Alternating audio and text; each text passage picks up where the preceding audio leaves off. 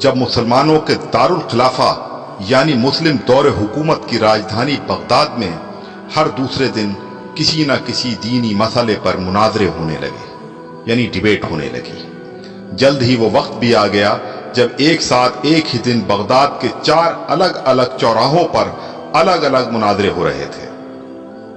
पहला मुनाजरा इस बात पर था कि एक वक्त में सुई की नोक पर कितने फरिश्ते बैठ सकते हैं। दूसरा मुनाजरा इस अहम मौजू पर था कि कौवा हलाल है या हराम है।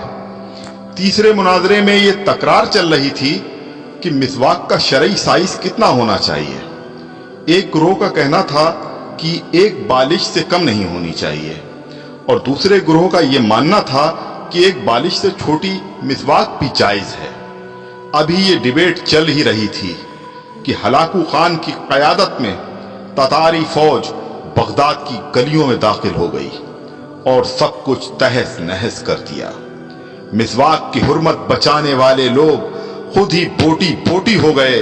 सुई की नोक पर फरिश्तों की गिनती करने वाले लोगों की खोपड़ियों की मीनारें बन गईं जिन्हें गिनना भी मुमकिन नहीं था। कौवे के गोश्त पर बहस करने वालों के मुर्दा जिस्मों को कौवे नोच नोच कर खा रहे थे। आज हलाकू खान को बगदाद तबाह किए सैकड़ों बरस गुजर चुके हैं, मगर कसम ले लीजिए जो मुसलमानों ने तारीख से रत्ती बराबर भी सबक लिया हो। आज हम मुसलमान फिर वैसे ही मुनाजरे सोशल मीडिया पर या अपनी महफिलों, जलसों और मस्जिदों के मेंबरों से कर रहे हैं। दाढ़ी की लंबाई कितनी होनी चाहिए या फिर पायजामे की लंबाई टखनों से कितना ऊपर कितना नीचे शरई एतबार से होनी चाहिए। फिरके और मसलक के हमारे झंडा बरदार सिर्फ और सिर्फ अपने अपने फिरकों को जन्नत में ले जाने के दावे कर रहे हैं और दौरे हाजिर का हलाकू खान एक एक करके मुस्लिम मुल्कों को नेस्तनाबूद करता हुआ आगे बढ़ रहा है।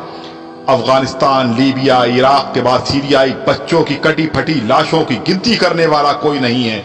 बेगुनाहों की खोपड़ियों के मीनार फिर बनाए जा रहे हैं। आदम की नस्ल के नौजवानों, बूढ़े बुजुर्गों की लाशों को कौवे नोच नोच कर खा रहे हैं और हवा की बेटियां अपनी असमत बचाने के लिए उम्मत की चादर का कोना तलाश कर रही हैं। जी हां, और हम खामोशी से अपनी बारी आने का इंतजार कर रहे हैं।